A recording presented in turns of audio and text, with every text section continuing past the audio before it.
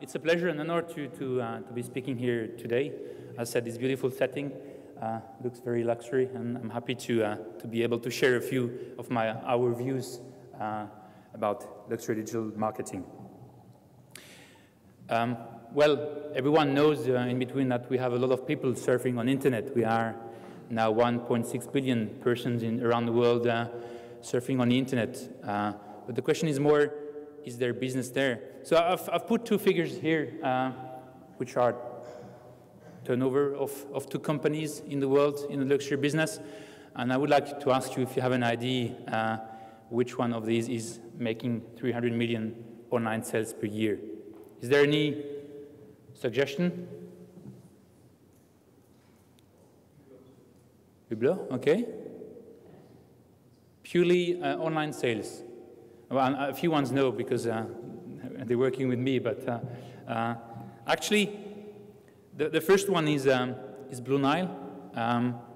It's an interesting company selling engagement rings online, based in the USA, and they made last year 300 million selling engagement rings online because it's cheaper than if you buy in a shop. So that's one of the business which is interesting. The other one you might not all like in the watch industry, but you certainly all know them. Je Shop.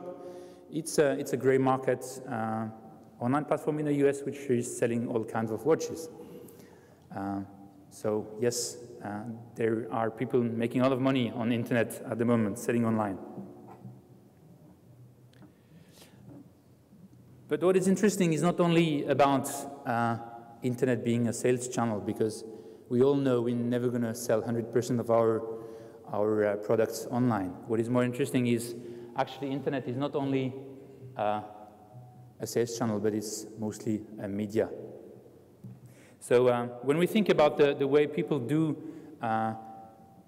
make their way to buying a product, most of the time they've been triggered by something, being the classical advertising, which is still 90% of the investment of most of the company. But there's always a moment where these people are going online, being to compare a product. A lot go via Google. Some people go to social medias to compare and have a point of view of other people which bought the same kind of product. This happens in FMCG, but also in the luxury business. And finally, people go to your website. Some people do buy online. As said, depending on the business, it's normally between 5 and 15% of the turnover of a company which is sold online. But there's still a lot of business done offline.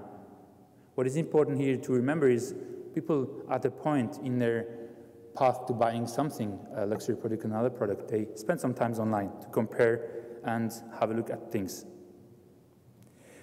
A few examples which are interesting in the luxury business too is, for example, Tiffany's.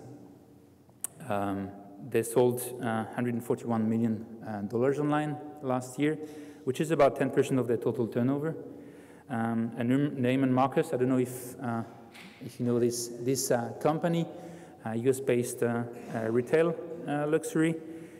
They are now selling 13% of their total turnover online, and it was 4 years ago only 7%. So there is a business online also for luxury.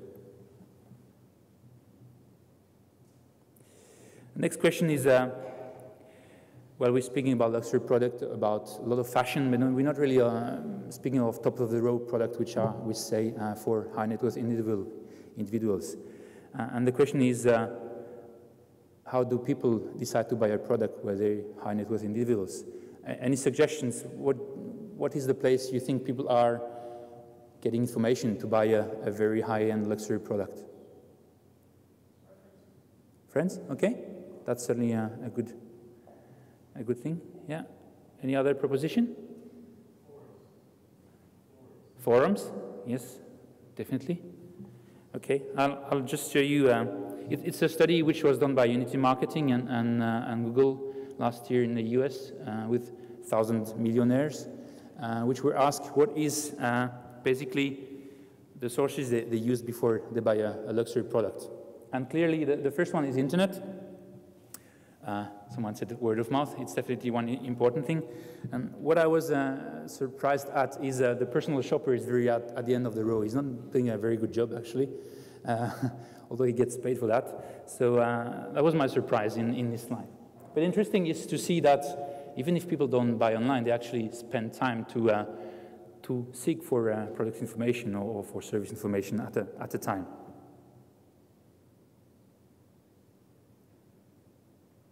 Now, before we go more deep into the different ways of doing digital marketing, what is important and interesting to know is what are different ways people will arrive to your website or to your brand online.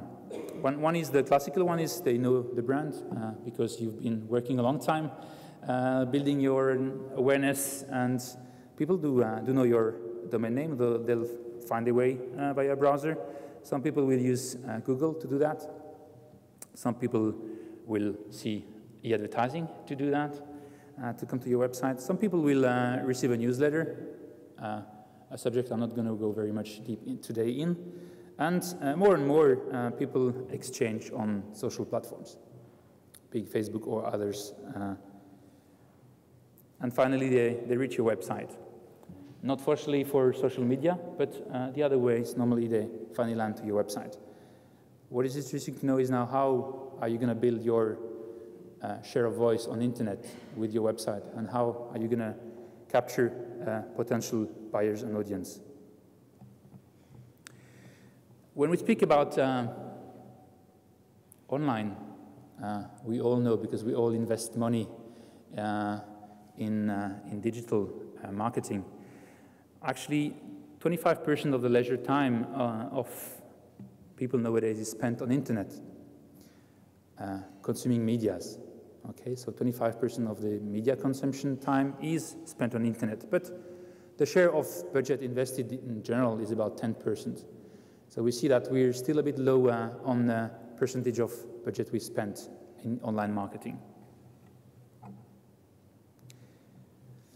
And just to give a rough idea, it's not really representative of the luxury business, but it's first half year 2009, how the spend was done on digital marketing. We see that in the US, a lot of money was spent on Google, doing search marketing, and we see that the second biggest one is the e-advertising. I don't think it's the case in luxury. We're going to have more, I think, much more banners as maybe search at the moment at least. Okay, so we have a website which has a certain amount of traffic, bringing people via different ways. And now is the question. This is a slide of the World Watch report we're publishing every year. It's about understanding where do people know you, and on 7 markets in that case. We studied 7 markets for different brands, for 25 brands actually, and we did put together 300 million search done on internet. I'm going to take a bit the subject of Gégère Le Coult today through the presentation. Because it's not our customer, so I'm free to speak about it without having to disclose confidential information. Basically, this study shows where the volume of search, where people are knowing the brand and where they search for the brand in the different markets.